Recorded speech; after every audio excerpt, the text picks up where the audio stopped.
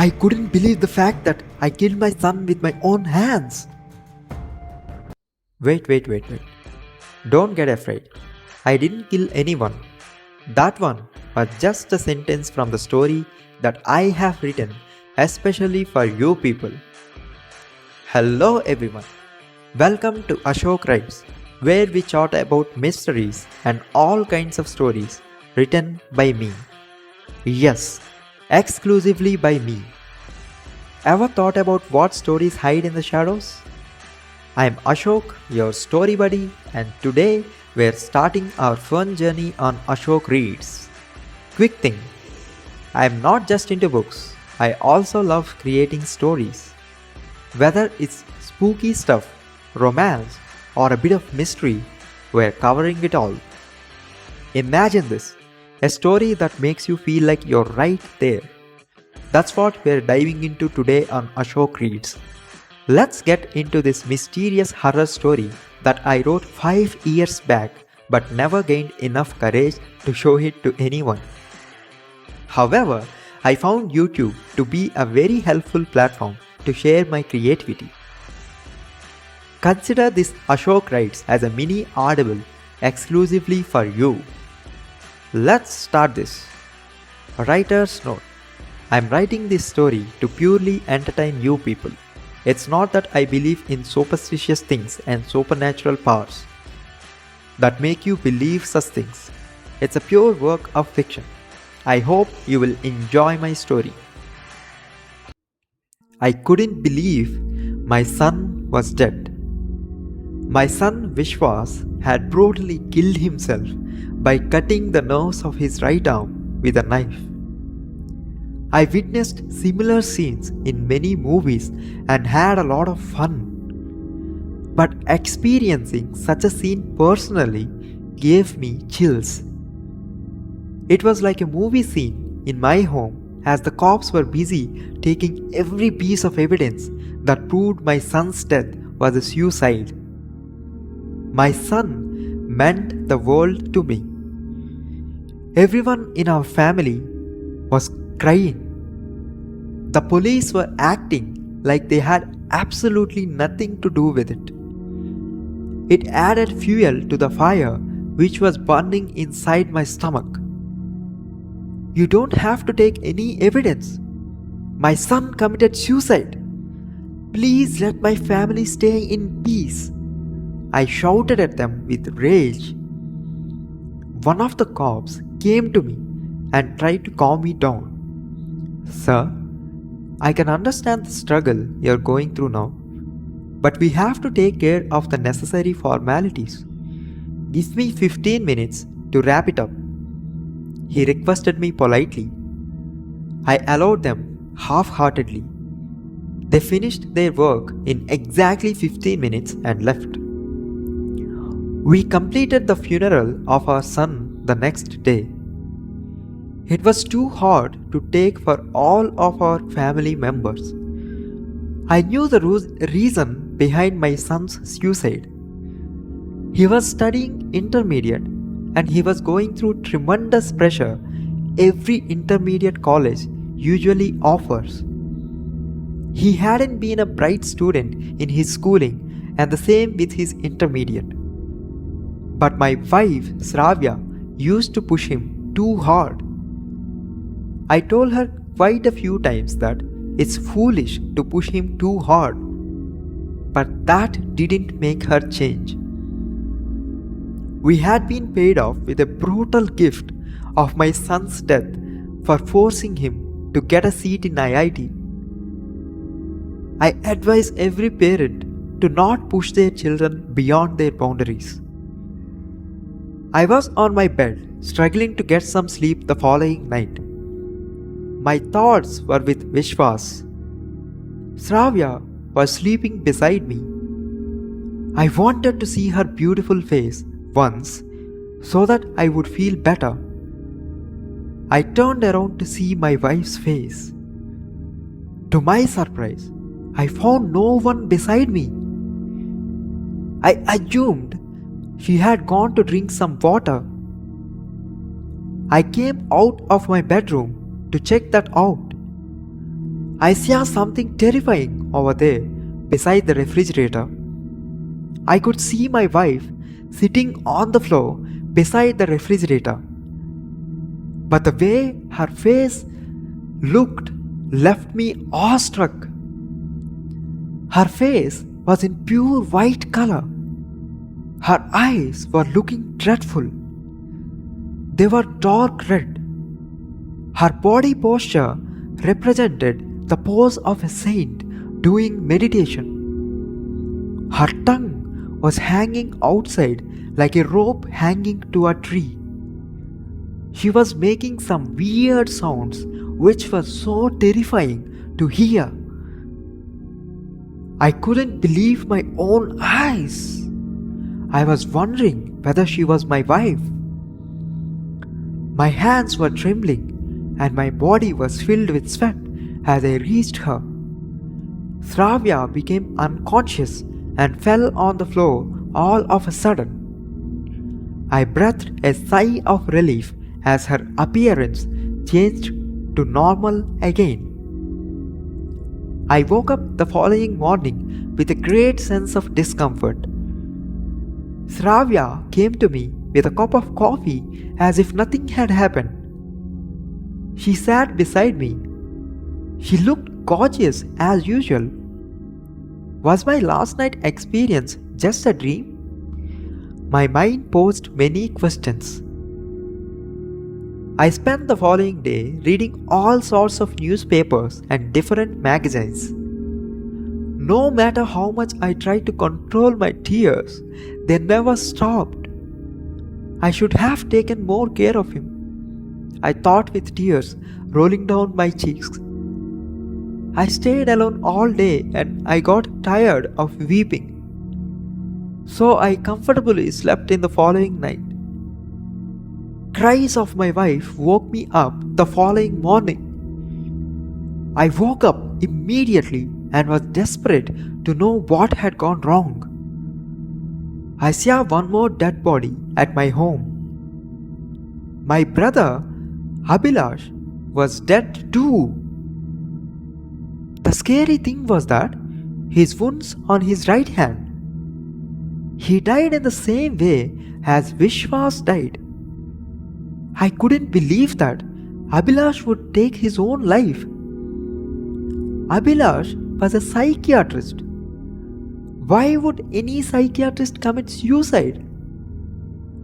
We completed Abhilash's death rituals in the evening. I rushed back home immediately after finishing his funeral. I immediately started searching every inch of my house.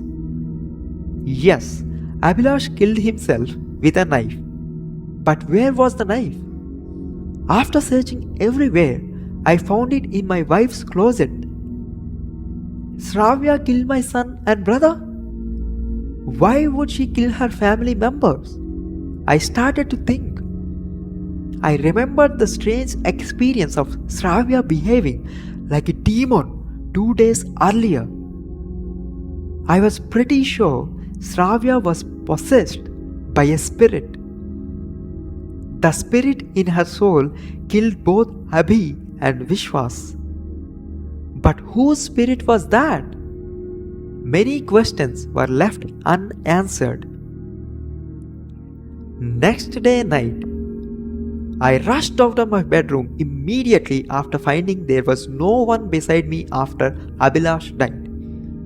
My first thought after Shravya's vanishing was about Kirti and Sweetie. Kirti was Abhi's wife and Sweetie was their little daughter. I rushed to see their room. I found only one person over there. It was Sweetie who was sleeping in peace. Where was Kirti? I started to run around my home to find Kirti and Shravya. I went to my drawing room startlingly. I witnessed a terrifying scene over there in my room. Shravya was squeezing Kirti's neck. Kirti was crying for help. I rushed to stop Shravya. When Shravya turned her face towards me, I was horrified. She looked so evil that my blood boiled with the fire of fear. She pushed me with her arm forcibly. I became unconscious as my head got hurt by a wall after Sravya pushed me. After I had become conscious again, all I could see was the dead body of Kirti. There were knife stabbings in the same way as Vishwas and Abhilash had on their respective right hands. The spirit in the soul of Sravya killed Kirti too. I didn't find Sravya there. I went back to my bedroom to check if Sravya was present there. To my amazement, I found Sravya sleeping peacefully in bed. She was definitely not aware of the murder she had committed just now. I looked upwards and was startled to find out a horrifying demon was crawling on the upper walls of my room. I had never witnessed such a terrifying sight in my life. My heart was beating so fast, the demon turned towards me and jumped on me. I became unconscious as fear killed my nerves. After I had opened my eyes, I saw that spirit. It was the spirit of Vishwas. Abhilash and Kirti murdered me, Dad, the spirit of Vishwas said. I became dumbstruck after hearing that. Why would they kill you? I asked. I will come to that later, but let me tell you one more thing. There were 2 of the killers among the 3, he said with a husky voice. Then, who is the other person who killed you? I asked him. It's you. The words came out. I felt someone had taken my heart away from my body after hearing that. I couldn't believe the fact that I killed my son with my own hands. I asked Vishwas for all the answers to my questions. He asked me to go along with him. I followed him. He took me to my brother Abhilash's room to open the diary of Abhilash. I opened the cupboard of Abhilash and found out his diary. I didn't even know he maintained a diary. In that diary, I found all the answers I was looking for. My father was one of the richest businessmen in the city of Mumbai. He possessed a lot of wealth when he passed away 4 years ago. He had given me the power of attorney of his wealth for being his elder son. He used to love Vishwas a lot. He had taken a lot of care about Vishwas before his demise. Given that fact, he made a lawful notice that his wealth of 100 crores would belong to Vishwas once he became a major. The notice was such that in any case, if Vishwas died, the wealth of 100 crores would belong to Sweetie, the daughter of Abhi. Abhi couldn't digest the fact that the wealth of 100 crores would belong to Vishwas. He wanted that money to belong to his daughter, Sweetie. So he made a convenient plan to kill Vishwas as his birthday was just 1 month away from then. After all, Abhi behaved like an adopted son. My father adopted him at the age of 5. I always treated him as my brother. I didn't expect that from Abhilash ever. Money reveals the true colors of every human being. He discussed all the possibilities of killing Vishwas safely with his wife Kirti. Kirti finally suggested to him a master plan. Abhi was a brilliant psychiatrist. He used to practice hypnotism too. He hypnotized me to kill my own son. I killed my Vishwas with the same knife which caused the death of both Abhi and Kirti.